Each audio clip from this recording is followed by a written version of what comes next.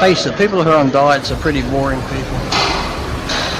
I don't know how people eat clean all year round just to look good.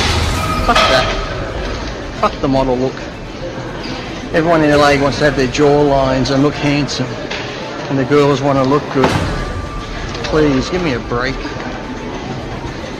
Be fat and happy, you're all going to die anyway.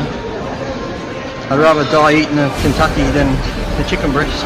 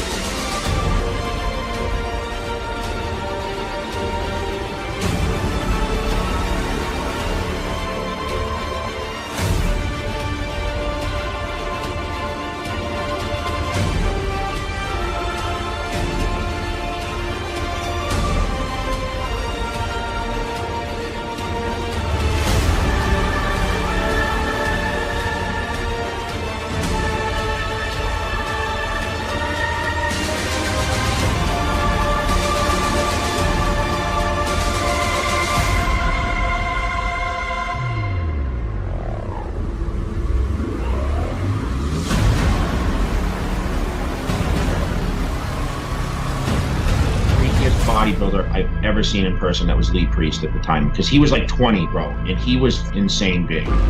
He was crazy big. Like, I never seen anything like it. The guy couldn't even walk, he was so big. And I'm saying, this kid is like basically my age, you know?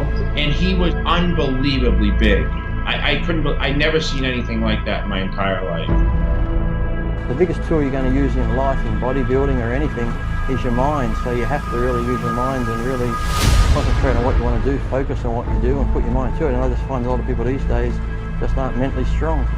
Just eat. You know, people always get worried about the off-season. They're like, I don't want to put too much fat on or too much of this on, but the off-season's off-season. You know, if you want to put extra muscle on, I used to just eat what I wanted and just bust my ass in the gym every day. I just ate a ton of food.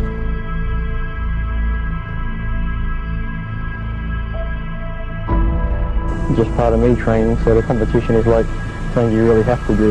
Me, I love training more than anything to compete in, so.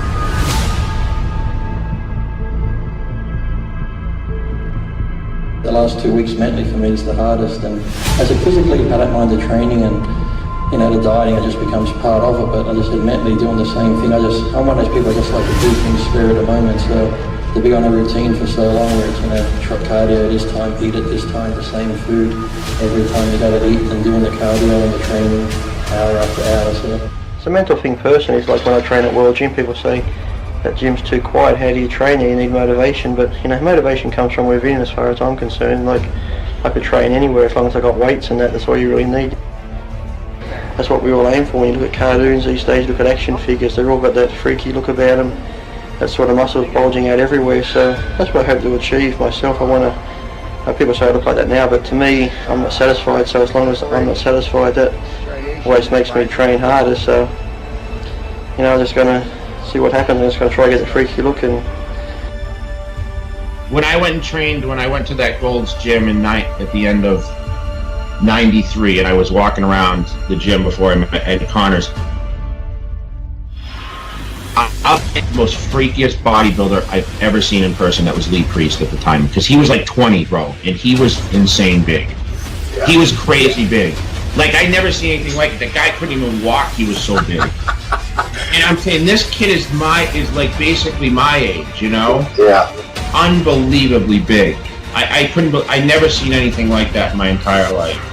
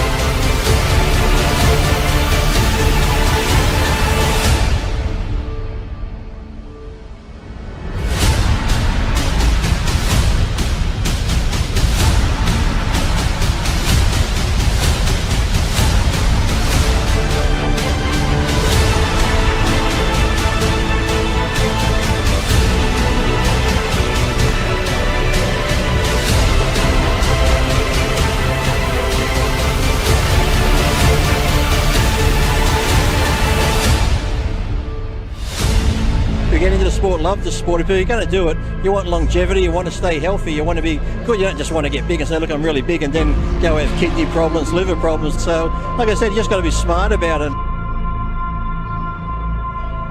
I've been competing now 22 years, 13 years in the pro ranks, so I think it's one of those things, you know, I think my friends hate it more because I've become an asshole more than anything, so I just don't really talk, don't answer the phone. And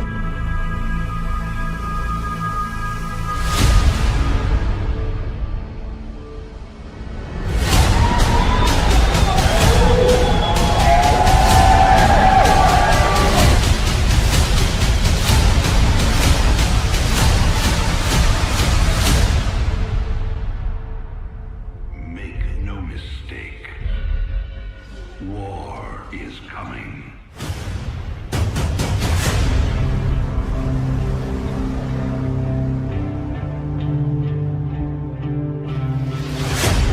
When you have a show like the Olympia where people have to qualify to be here, and you have the guy who came 15th, 16th training just as hard as me, and I get money and he doesn't, I just don't see it's fair. So if I'm placing in the money, yes, I will give them some of my prize money. So